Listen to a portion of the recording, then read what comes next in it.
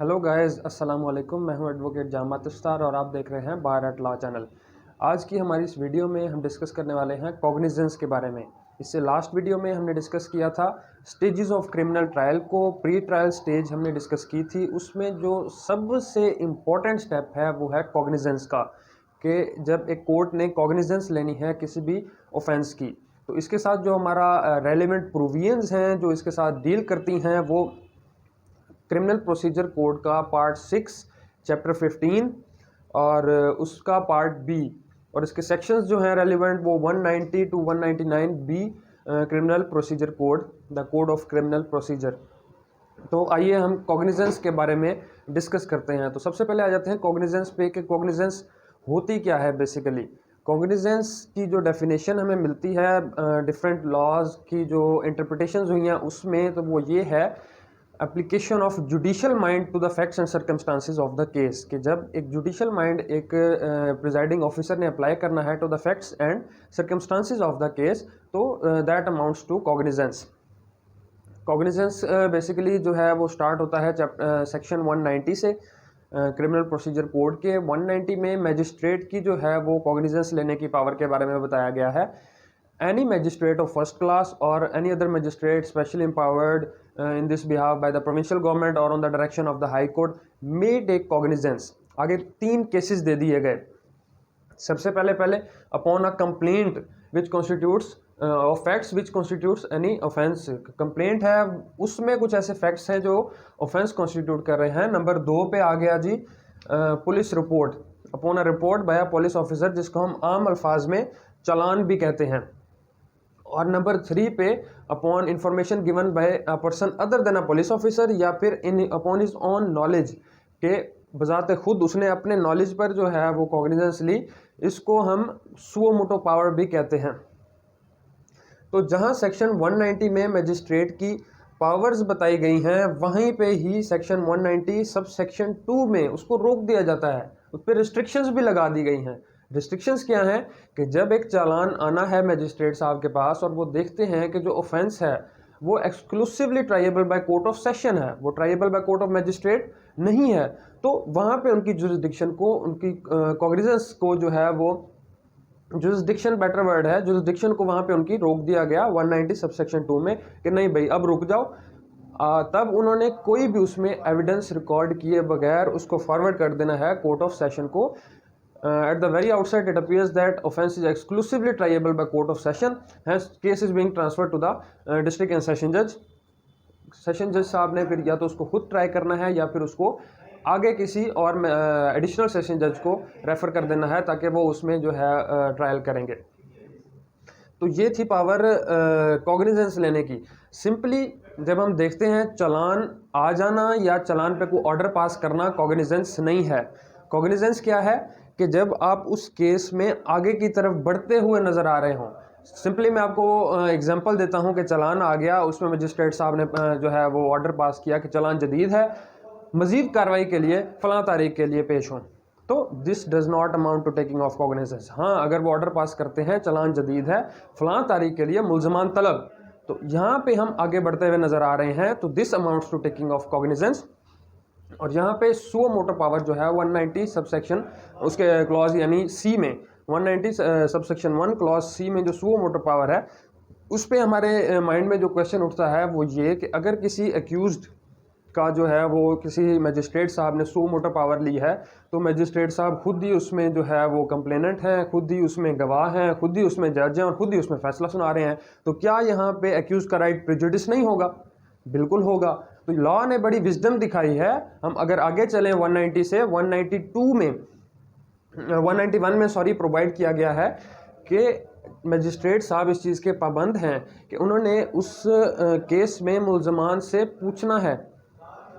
Suppose 10 मुल्ज़मान हैं तो magistrate ने उनसे पूछना है कि अगर आप मुझसे सुनवाना चाहते हैं तो ठीक, 10 में से किसी एक भी मुल्ज़म को एतराज़ होगा अगर उन मजिस्ट्रेट साहब के सुओ मोटो पावर में जो है वो केस सुनने पे, तो मजिस्ट्रेट पाबंद होगा कि उसने किसी और मजिस्ट्रेट को केस ट्रांसफ़र कर देना है और वो उस केस का फैसला जो है वो सुनाएंगे। Because law is very settled now कि no one can be a जज ऑफ हिज ओन कॉज, तो उस मजिस्ट्रेट साहब ने दूसरे मजिस्ट्रेट को केस ट्रांसफ़र कर देना है اس کے بعد ہم آ جاتے ہیں کورٹ آف سیشن کی پاور پہ کہ کورٹ آف سیشن کب جو ہے وہ کوگنیزنس لے سکتی ہے. کوگنیزنس بیسیکلی دو طرح کی ہوتی ہے, direct کوگنیزنس, indirect کوگنیزنس. Court of session کو جو بیسیکلی ڈیل کرتی ہے وہ ہے انڈائریکٹ کوگنیزنس. اگر ہم 193 سیکشن کی بے ریڈنگ کریں تو اس میں کلیئر کٹ لکھا ہوا ہے, نو court of unless otherwise expressly provided by this code اور by special any other special law for the time being enforced, no court of session shall take cognizance of an offence in its original jurisdiction unless case is transferred to it by the magistrate under section 190 subsection 2 کہ جب تک magistrate صاحب کو case session جج صاحب کو case magistrate سے transfer ہو کر نہیں آتا تب تک وہ اس پہ کوگنیزنس نہیں لے سکتے. ہاں کچھ ایسے اوفینسز ہیں جیسے کہ وہاں پہ آ گیا نا کہ اسپیشل لاز کے بارے میں بھی, جیسے 780A ہے جو اینٹی ٹیررزم کورٹ ہے, جو اس کا براہ راست چلان اینٹی ٹیررزم کورٹ میں جاتا ہے اور وہ کوگنیزنس لیتے ہیں, وہ میجسٹریٹ سے ہو کے نہیں آتا. اسی طرح انلیگل ڈسپوزیشن ایکٹ کا جو اگر ہم دیکھ لیں اس کی کمپلینٹ ڈائریکٹ جو ہے وہ سیشن جج صاحب کے پاس جاتی ہے, وہ میجسٹریٹ کے پاس نہیں جاتی. اسی طرح نارملی اگر 302 بھی ہے تو اس کا چلان پہلے میجسٹریٹ صاحب کے پاس جانا ہے, انہوں نے 190 سب سیکشن 2 میں اس کو ٹرانسفر کرنا ہے سیشن جج صاحب کے پاس, تب وہ اس کی کوگنیزنس جو ہے وہ لے سکتے ہیں. اسی طرح اب ہمارا مائنڈ کوشچن آتا ہے کہ کیا ایڈیشنل سیشن جج جو ہے وہ کوگنیزنس لے سکتا ہے ڈائریکٹ کسی بھی اوفینس کی, تو اس میں آنسر ہے نو. ایڈیشنل سیشن جج خود سے جو ہے وہ کوگنیزنس نہیں لے سکتا, لیکن اس کی بھی ایکسیپشنز ہیں. نارملی ایڈیشنل سیشن جج کو جو چلان سبمٹ ہوتا ہے میجسٹریٹ کے پاس, وہ وہاں سے اس نے ٹرانسفر کرنا ہے. اگر exclusively tribal by court of session ہے تو سیشن کورٹ کو ٹرانسفر کرنا ہے, اور سیشن جج صاحب نے اپنے کسی بھی ایڈیشنل سیشن جج کو مارک کرنا ہے کیس سننے کے لیے, تب ایڈیشنل سیشن جج اس پہ کوگنیزنس لے سکتا ہے. لیکن کچھ ایسے اوفینسز ہیں جو سپوز 302 کی سنوائی چل رہی ہے اور اسی میں کسی نے جو ہے وہ فیک ڈاکومنٹ کورٹ میں پیش کر دیا ہے, تو ایک کیس چل رہا تھا 302 سیکشن 302 جو ہے پی پی سی کا, جو exclusively tribal by court of session ہے. مجسٹریٹ صاحب سن رہے تھے, اس کی سنوائی کے دوران اور offense کمٹ ہو گیا, آف شوٹ ہوا اس سے, تو یہاں پہ جو پروویژن ہے 476 CRPC وہ پاور کرتی ہیں جو ہے ایڈیشنل سیشن جج صاحب کو کہ وہ وہاں پہ ڈائریکٹلی کوگنیزنس لے سکتے ہیں اس offense کی. اچھا, قانون میں کچھ ایسے اوفینسز بھی ہیں جس پہ کوگنیزنس لینے کے لیے کچھ پری ریکویزٹس ہیں جن کا پورا کرنا لازمی ہے. وہ کیا ہیں؟ کئی ایسے اوفینسز ہیں against the public servant, for example 172 سے لے کر 188 تک اگر چلے جائیں. میں آپ کو سمپل سی ایگزامپل دیتا ہوں. اگر کسی نے کسی کو فالس انفارمیشن دی ہے کسی پولیس آفیسر کو, اگر اس پہ وہ انویسٹیگیٹ کرنے کے بعد پتہ چلتا ہے, انکوائری کرنے کے بعد کہ یہ انفارمیشن ہی فالس تھی اور اس نے اس کے خلاف کارروائی کرنی ہے, تو اس کیس میں کوگنیزنس تب لی جائے گی جب تک ایک کمپلینٹ جو ہے وہ اس پبلک سرونٹ کی طرف سے ریٹرن میں آئے گی, تب کورٹ کوگنیزنس لے سکتی ہے, ورنہ نہیں لے سکتی. اسی طرح اگینسٹ جو ہے وہ پبلک جسٹس, اور تھرڈ پوائنٹ پہ اگینسٹ ڈاکومنٹس 463 ہو گیا, 471, 475, 476 کہ اگر کورٹ کی کارروائی کے دوران اگر کوئی جو ہے وہ فیک ڈاکومنٹ پیش کیا جاتا ہے تو اس کورٹ کی طرف سے کمپلین ان رائٹنگ ہونا لازمی ہے, یا اس کی ہائر کورٹ کی طرف سے, تبھی کوگنیزنس لی جا سکتی ہے, ورنہ کوگنیزنس اس میں نہیں لی جا سکتی. اسی طرح سرٹن اوفینسز ایسے ہیں, اگر ہم 195 تو ہو گیا, 196 میں چلیں, جس طرح ہمارا وہ اس میں چیپٹر 6 کے بارے میں پرووائڈڈ ہے کہ اس میں ڈائریکٹ کوگنیزنس نہیں لی جا سکتی انلیس پروونشل گورنمنٹ یا فیڈرل گورنمنٹ کی طرف سے کمپلینٹ ان رائٹنگ نہ آئے.